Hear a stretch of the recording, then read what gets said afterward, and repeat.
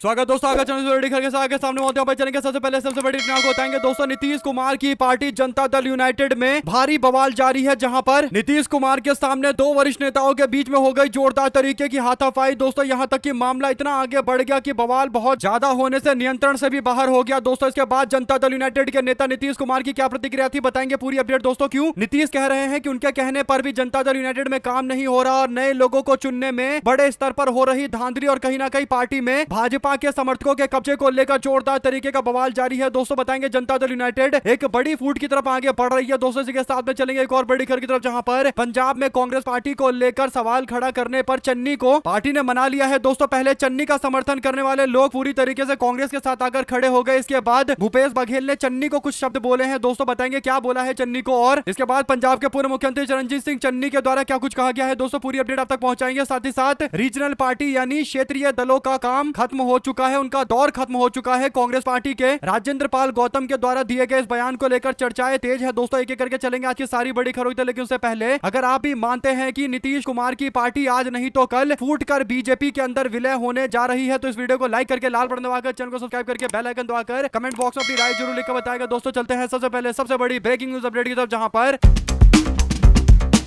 पूर्व मुख्यमंत्री और जनता दल यूनाइटेड के राष्ट्रीय अध्यक्ष नीतीश कुमार के सामने बेहद अजीबोगरीब स्थिति उत्पन्न हो गई दोस्तों। पार्टी के एक निवर्तमान महासचिव नीतीश कुमार को यह बता रहे थे कि जनता दल यूनाइटेड प्रदेश कमेटी के गठन में भारी गड़बड़ी हुई है दोस्तों। इसी बीच वहां पर मौजूद एमएलसी संजय गांधी ने शिकायत कर रहे नेताओं को टोकना शुरू कर दिया दोस्तों। उनसे कहा गया कि शिकायत करना बंद करिए और यहां से जाइए। दरअसल हुआ यह कि नीतीश कुमार 3-4 दिन पहले अपने पार्टी के दफ्तर में अचानक पहुंच गए थे दोस्तों। नीतीश कुमार ने पार्टी को लेकर नाराजगी जताते हुए कहा कि मैं तो पार्टी को लेकर कई सारे आदेश जारी कर रहा हूं, लेकिन उन आदेशों पर काम ही नहीं हो रहा है। पार्टी के अंदर कोई काम नहीं कर रहा है, पूरी की पूरी पार्टी इसी तरीके से हल्के में चल रही है। इसके बाद नीतीश कुमार ने 2 दिनों के बाद जनता दल यूनाइटेड की बैठकें बुलाई दोस्तों। इन बैठकों के अंदर नीतीश कुमार ने साफ तौर पर देखा कि उनके दिल्ली जाने के बाद से पार्टी में जोरदार तरीके का बिखराव है और कुछ लोगों ने पार्टी का पूरी तरीके से कंट्रोल अपने हाथ में ले लिया है, यानी नियंत्रण जनता दल यूनाइटेड का नीतीश से शिफ्ट होकर अब दूसरे बड़े वरिष्ठ नेताओं के इर्द गिर्द पहुंच चुका है दोस्तों। यही बड़ा कारण है कि जो भाजपा के आसपास के लोग माने जाते हैं, चाहे वो संजय झा हो या फिर ललन सिंह हो, इन दोनों ने जनता दल यूनाइटेड को नीतीश कुमार से इतर कंट्रोल करना शुरू कर दिया है दोस्तों। मामला इतना आगे बढ़ गया कि नीतीश के सामने गुटबाजी उभरकर सामने आ गई। पूर्व मुख्यमंत्री नीतीश कुमार बैठे हुए थे दोस्तों और जनता दल यूनाइटेड के प्रदेश कमेटी की नियुक्तियों को लेकर यानी गठन को लेकर काफी गड़बड़ियों का मामला सामने आता है दोस्तों। आपको बता दें कि नीतीश कुमार के साथ बैठे संजय गांधी को लेकर एमएलसी को लेकर आरोप लगाते हुए कहा गया कि इन्होंने पैसा लेकर बड़े बड़े पोस्ट पर अपने लोगों को बिठा दिया है। इस बात को लेकर भड़क जाते हैं संजय गांधी और कहते हैं कि आप बैठ जाइए, शिकायत करना बंद करिए, और इसके बाद कहते हैं कि आप बाहर चले जाइए। जो प्रत्यक्षदर्शी थे दोस्तों, जो मौजूद थे बैठक में, उन्होंने मीडिया से बात करते हुए कहा कि संजय गांधी और पार्टी के निवर्तमान महासचिव के बीच में जो नए नए महासचिव बनाए गए हैं, उनके बीच में जोरदार तरीके की बहसबाजी हो गई और महासचिव बड़ा पोस्ट होता है। संजय गांधी खुद एमएलसी हैं, तो ये दोनों बड़े दिग्गज नेता है दोस्तों। जेडीयू के निवर्तमान महासचिव ने संजय गांधी पर आरोप लगाना शुरू कर दिया और कहा कि इन्होंने पार्टी को बेच दिया है, पैसा लेकर पदाधिकारी बनाए जा रहे हैं। संजय गांधी ने अपनी पत्नी को योग्यता न होने के बावजूद बिहार सरकार के अंदर बड़ा पोस्ट दिलवा दिया। जनता दल यूनाइटेड के निवर्तमान महासचिव और संजय गांधी के बीच में तीखी बहस की हालत इतनी ज्यादा बढ़ गई दोस्तों, यानी हालात इतने खराब हो गए कि इसके बाद नीतीश कुमार के आवास पर मौजूद सुरक्षा कर्मियों को आकर दोनों को हटाना पड़ा। जनता दल यूनाइटेड के नेताओं ने मीडिया के सामने इस बात की पुष्टि की है दोस्तों। महासचिव धीरज कुशवाहा और संजय गांधी के बीच का ये जोरदार तरीके का विवाद है दोस्तों। बवाल इतना बढ़ गया है कि मीडिया रिपोर्टें ये भी बता रही है दोस्तों कि एक दो नहीं बल्कि 50 से ज्यादा जनता दल यूनाइटेड के नेता नीतीश कुमार से मुलाकात करने के लिए आज उनके घर पर जा सकते हैं और नीतीश कुमार से जनता दल यूनाइटेड में चल रही गड़बड़ झाले को लेकर शिकायत करते हुए एक एक नेता के बारे में बताएंगे कि किन किन्होंने पार्टी को पूरी तरीके से लूट लिया है, जनता दल यूनाइटेड को कब्जा कर लिया है, पैसा बनाने की मशीन बना दिया गया है जनता दल यूनाइटेड को। और भारतीय जनता पार्टी के कुछ लोग जो करीबी है दोस्तों, उनके नेतृत्व में जनता दल यूनाइटेड चल रही है, बल्कि कह सकते हैं कि नीतीश कुमार के हाथ से जेडीयू धीरे धीरे करके खिसक रही है दोस्तों। नीतीश को इसका आभास हो गया और इसीलिए वो अचानक से पार्टी के दफ्तर पहुंच जाते हैं और इसके बाद कार्रवाई करते हुए उन्होंने कई सारे नई नियुक्तियां की है और इसके बाद अब ये बवाल हुआ है। अगर आप भी मानते हैं कि संजय झा और ललन सिंह ये 2 नेता हैं जिन्होंने भारतीय जनता पार्टी का पूरा कंट्रोल, पूरा नियंत्रण बना दिया है जनता दल यूनाइटेड पर, आज नहीं तो कल जेडीयू को बीजेपी में मिलाने की एक बड़ी साजिश चल रही है और नीतीश कुमार को इसकी भनक लगी है, लेकिन नीतीश क्या कुछ कर पाएंगे, ये एक बड़ा सवाल है दोस्तों। आप लोग इस पर अपनी राय जरूर लेकर बताएगा। साथ साथ चलते हैं एक और बड़ी खबर की तरफ, जिसमें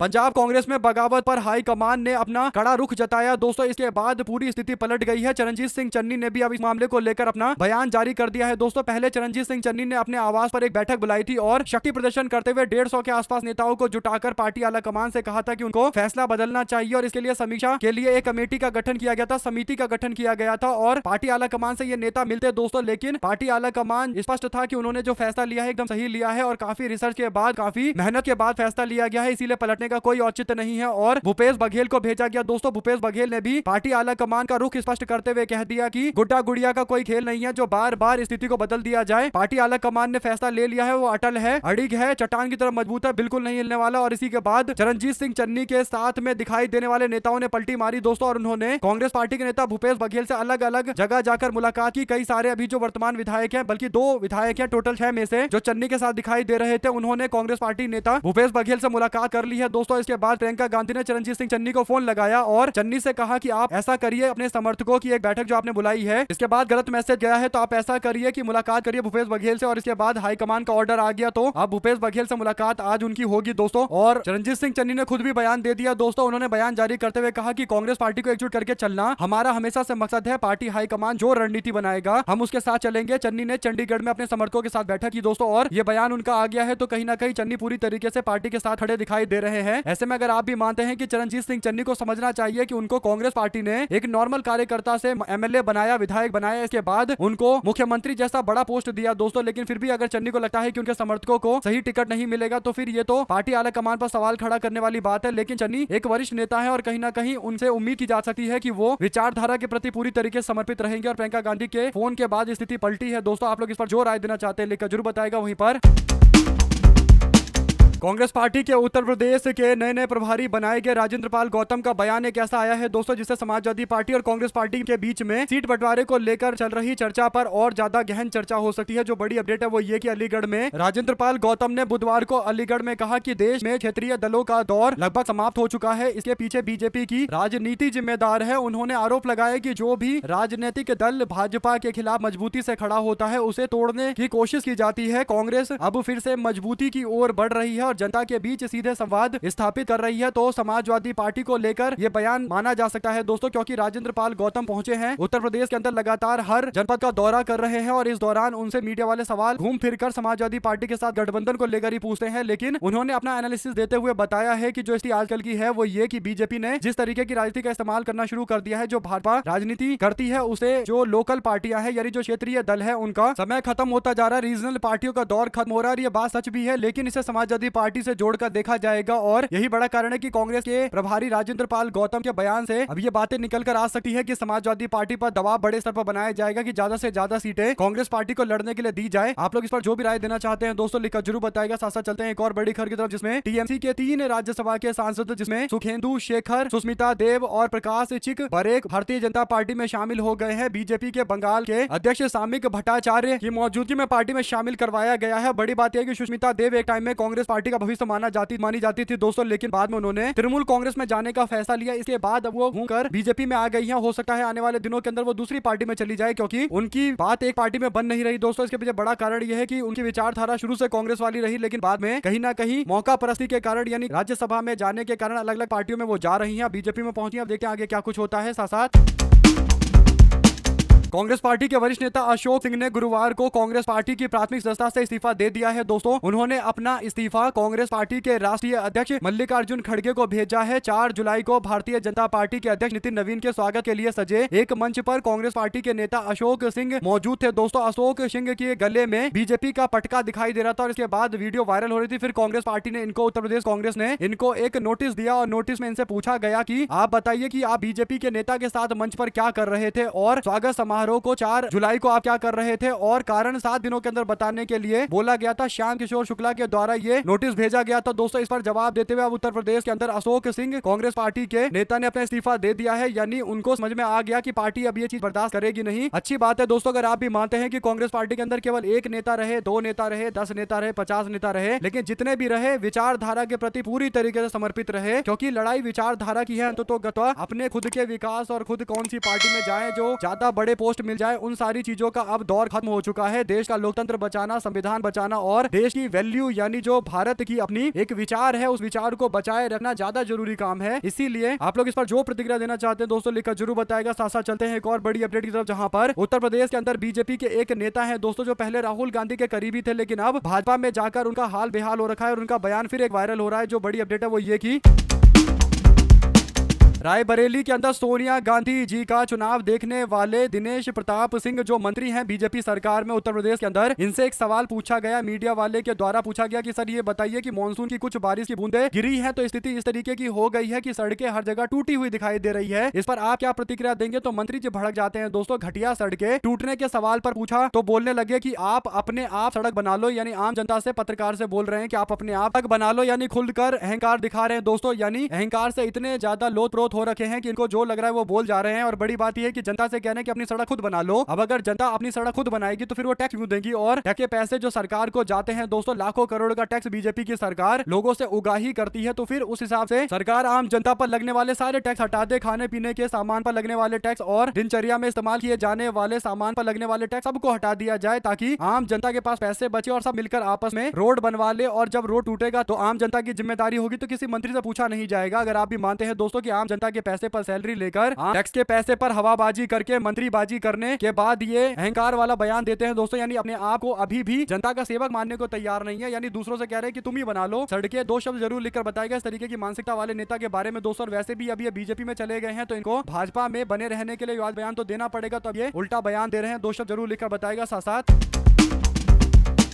महाराष्ट्र में डॉक्टर को थप्पड़ मारने वाला शिवसेना का पार्षद गिरफ्तार कर लिया गया, 3 साथी भी पकड़े गए दोस्तों। डॉक्टर ने इस्तीफा दिया, कहा डर से शहर छोड़ा है हमने। महाराष्ट्र के ठाणे के अंदर हॉस्पिटल के डॉक्टर से मारपीट के मामले में शिवसेना शिंदे गुट के पार्षद रमेश म्हात्रे को बुधवार की देर रात गिरफ्तार कर लिया गया दोस्तों। उनके 3 साथियों को पकड़ा गया। एक डॉक्टर ने नौकरी से इस्तीफा देकर ठाणे छोड़ दिया। उन्होंने कहा कि यहाँ डर का माहौल है, अब कभी वापस नहीं लौटूंगा। घटना सोमवार को कल्याण डोंबिवली नगर निगम यानी KDMC के शास्त्री नगर अस्पताल की है दोस्तों। अस्पताल के NICU में कोई बेड खाली नहीं था, इसलिए डॉक्टर सृष्टि भाविस्कर और डॉक्टर वैभव सालुंखे ने नवजात के परिजनों को दूसरे अस्पताल में भर्ती कराने की सलाह दी थी। इसी बात को लेकर शिवसेना के पार्षद भड़क जाते हैं, रमेश म्हात्रे और अस्पताल के लोगों के साथ मारपीट करते हैं दोस्तों। अब जो बड़ी अपडेट है वो ये कि डॉक्टर भी छोड़कर चले गए हैं क्लिनिक। उन्होंने कहा कि जब मैं इस राज्य के अंदर, इस महाराष्ट्र के अंदर सुरक्षित महसूस नहीं कर रहा तो मैं यहाँ कैसे रहूंगा। कुल मिलाकर दोस्तों महाराष्ट्र जो एक कॉस्मोपॉलिटन यानी एक ऐसा राज्य, एक ऐसा क्षेत्र है जहाँ पर सारे समुदाय के लोग आकर रहते हैं, वहाँ पर शिवसेना के नेता की गुंडागर्दी ये बताती है दोस्तों कि ये आम जनता का सम्मान नहीं करते, डॉक्टरों का सम्मान नहीं करते, प्रोफेशनल का सम्मान नहीं करते। यानी मुंबई महाराष्ट्र के अंदर खुलेआम गुंडागर्दी करने दिया जा रहा है। इसके पीछे बड़ा कारण ये है कि एकनाथ शिंदे सरकार में है और एकनाथ शिंदे के गुंडों को लगता है कि सरकार उनकी चल रही है तो वो उनका जो मन करेगा वो करेंगे। साथ साथ मणिपुर में मई 2023 से जारी मैतेई कुकी जातीय हिंसा के बीच एक नया मोर्चा खुल गया दोस्तों। राज्य में जारी हिंसा अब नागा और कुकी समुदाय के बीच में शिफ्ट हो गया है। उखरूल इसका हॉटस्पॉट बन गया है। आपको बता दें कि फरवरी में शुरू हुआ ताजा संघर्ष 25 लोगों के मौत का बड़ा कारण बना है। भारत म्यांमार सीमा की निगरानी करने वाली असम राइफल के काफिले पर सोमवार को हुआ हमला भी का एक बड़ा नतीजा बताया जा रहा है दोस्तों। इस हमले में उत्तराखंड के 2 जवान शहीद हो गए और दोनों शहीद जवानों को राजकीय सम्मान दिया गया, लेकिन अभी भी मामला एकदम संभलता हुआ दिखाई नहीं दे रहा है दोस्तों। खासकर मणिपुर के अंदर स्थिति ऐसी है कि पहले मैतेई और कुकी समाज के बीच में संघर्ष चल रहा था, प्लेन वाले इलाके में संघर्ष चल रहा था और पहाड़ी वाले इलाकों के अंदर संघर्ष देखने को मिल रहा है। नागा और कुकी समाज के बीच का ये संघर्ष है। तो आप लोग इस पर जो राय देना चाहते हैं अपनी राय जरूर लिखकर बताएगा दोस्तों। और मानते हैं कि कहीं ना कहीं मणिपुर बीजेपी की बस की बात नहीं है संभालनी, तो लिखकर जरूर बताएगा दोस्तों। साथ साथ चलते हैं एक और बड़ी अपडेट की तरफ, जहां पर मध्य प्रदेश वक्फ बोर्ड में 2 गैर मुस्लिम सदस्यों की नियुक्ति से उपजा विवाद थम नहीं रहा है। ताजा घटनाक्रम, इस फैसले का विरोध करते हुए भोपाल में निगाह काजी मोहम्मद माज खान नोमानी नदवी ने अपना इस्तीफा दे दिया है। नदवी ने बुधवार को निकाह काजी के पद के साथ दीनी तालीमी बोर्ड जमीयत उलेमा मध्य प्रदेश के महासचिव के पोस्ट से त्याग पत्र सौंप दिया है। पहला इस्तीफा शहर काजी मौलाना सैयद मुश्ताक अली नदवी, जबकि दूसरा दीनी तालीम बोर्ड जमीयत उलेमाए मध्य प्रदेश के अध्यक्ष मुफ्ती मोहम्मद अब्दुल कलाम कासमी ने भेजा है दोस्तों। दोनों ही पत्रों में उन्होंने वक्फ बोर्ड में नियुक्तियां और उनके समर्थन को अपने इस्तीफे का कारण बताया है। आप लोग इस पर अपनी राय जरूर लिखकर बताएगा। साथ साथ चलते हैं एक और बड़ी अपडेट तरफ, जहां पर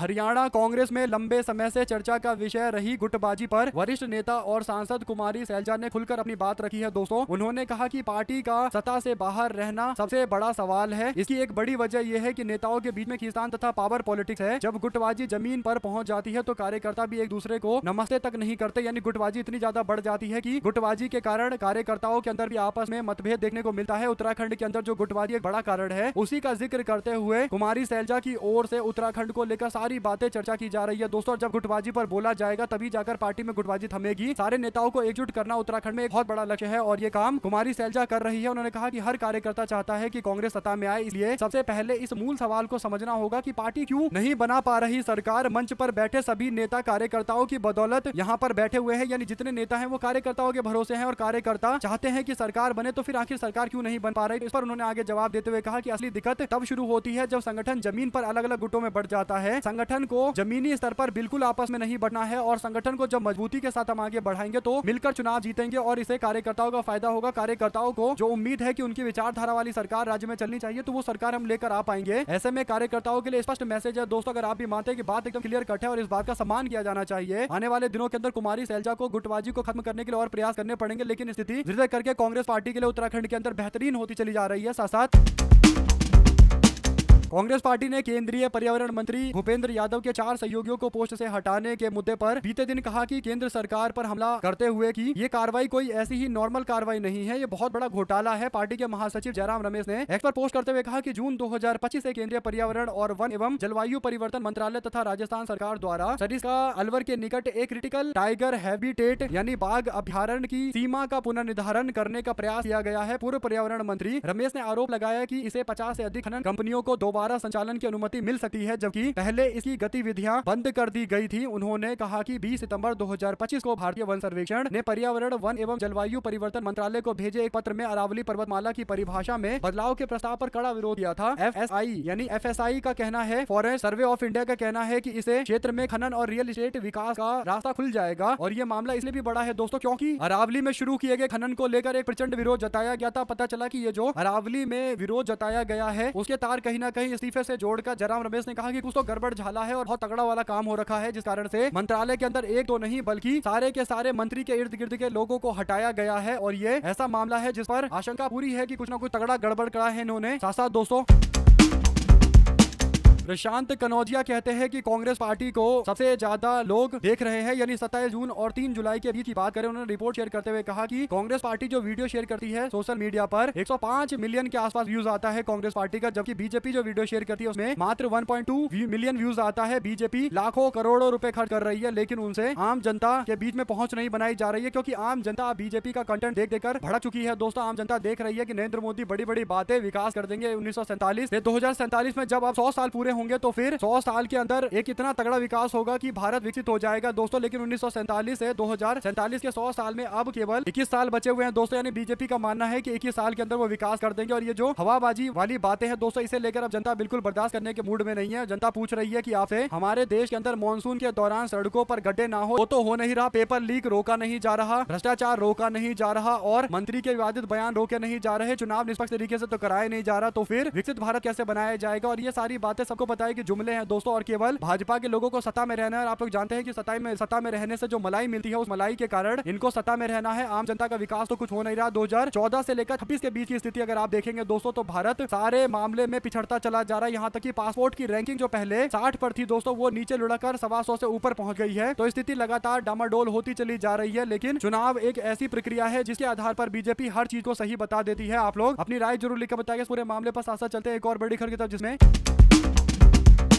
चंपत राय, गोपाल राव और अनिल मिश्रा की वीआईपी दर्शन पास वाली आईडी बंद कर दी गई है दोस्तों। अब इनके आईडी से कोई पास जारी नहीं होगा और सुगम दर्शन पास और विशिष्ट दर्शन पास 2 तरह के पास जारी किए जाते हैं। इसके लिए सभी ट्रस्टियों के नाम की आईडी सिस्टम में जनरेट किए गए हैं। तो कहने का मतलब कुछ एक एक्शन छोटे मोटे लिए जा रहे हैं दोस्तों, की चर्चाएं भी चल रही है। इसी के साथ में अभिजीत दीप के जो कॉकरोच जनता पार्टी के संस्थापक है दोस्तों, और जंतर मंतर पर इनका 20 दिनों से लगातार आंदोलन प्रदर्शन चल रहा है। सोनम वांगचुक का कुछ छात्र पिछले करीब 12 दिनों दिनों से अनशन पर बैठे हुए हैं दोस्तों। अन्य त्याग कर पहले ही कमजोर हो चुके इन लोगों की परेशानी दिल्ली एनसीआर में हो रही लगातार बात ने और बढ़ा दी है। सीजेपी के जो फाउंडर है यानी कॉकरोच जनता पार्टी के जो फाउंडर है अभिजीत दीप के, उनका आरोप है कि दिल्ली पुलिस ने प्रदर्शन स्थल पर छात्रों के सर के ऊपर तिरपाल नहीं लगाने दिया। बार बार पुलिस से अपील कर रहे हैं दीप के, लेकिन इसके बावजूद कोई सुनवाई करने तक को तैयार नहीं है। अपना सिर उनके जूते पर रख दिया तब भी सुनने को तैयार नहीं है। तो इससे पता चल रहा है कि पूरी तरीके से दोस्तों कोशिश किया जा रहा है कि तमाम तरीके की समस्या का सामना करना पड़े सीजेपी के बच्चों को, ताकि आंदोलन आगे ना बढ़े और इस्तीफे की जो मांग की जा रही है धर्मेंद्र प्रधान की, वो मामला शांत हो जाए। लेकिन राहुल गांधी भी फिर से छात्रों के आंदोलन को और ज्यादा हवा देने जा रहे हैं दोस्तों, और प्रयागराज के अंदर भी उनका कार्यक्रम होने जा रहा है। तो फिर से मांग उठाई जाएगी। जब तक धर्मेंद्र प्रधान का इस्तीफा नहीं होगा ये मामला चलता रहेगा, डंके की चोट पर चलता रहेगा। ऐसे में आप लोगों की क्या राय है पूरे मामले पर लिखकर जरूर बताएगा दोस्तों। साथ साथ चलते हैं एक और बड़ी खबर की तरफ, जिसमें पंजाब में पहले से ही पूर्व मुख्यमंत्री चरणजीत सिंह चन्नी और प्रदेश के अध्यक्ष अरविंदर सिंह राजावड़ी के बीच में गुटबाजी जो चल रही थी उसको संभाल लिया गया दोस्तों। लेकिन अब जो बड़ी अपडेट है वो हरियाणा से सामने आ रही है, जहां पर हरियाणा इकाई के नए प्रभारी संजय दत्त ने बुधवार को चंडीगढ़ में प्रदेश भर के पार्टी के नेताओं और पदाधिकारियों की बैठक बुलाई थी दोस्तों, और राज्य में पार्टी और संगठन को मजबूत करने की चर्चा की थी। इस दौरान उन्होंने राज्य के बड़े नेताओं को मंच पर बैठाया था दोस्तों। उनके एक तरफ पूर्व मुख्यमंत्री भूपेंद्र सिंह हुड्डा मौजूद थे, दूसरी तरफ रणदीप सिंह सुरजेवाला थे, लेकिन दोनों के बीच इशारों ही इशारों में सियासी अदावत देखने को मिली। भूपेंद्र सिंह हुड्डा ने कहा कि सुरजेवाला जी मेरा साथ दो, सरकार साथ में बनाएंगे। रणदीप सुरजेवाला ने जवाब देते हुए कहा कि मैं 20 साल से आपके साथ खड़ा हूं, अब आप मेरा साथ दीजिए। इतना सुनते ही सब हाके लगाने लगे। तो काफी ज्यादा आपस में गुफ्तगू देखने को मिल रही है दोस्तों। गुटबाजी नहीं, खुलकर मंच पर एक दूसरे से बोल रहे हैं, तो इसका मतलब जानते हैं और सारी चीजें क्लियर है। कांग्रेस पार्टी में आप लोग अपनी राय जरूर लिखता है। बहुत बहुत धन्यवाद। जय हिंद, जय भारत।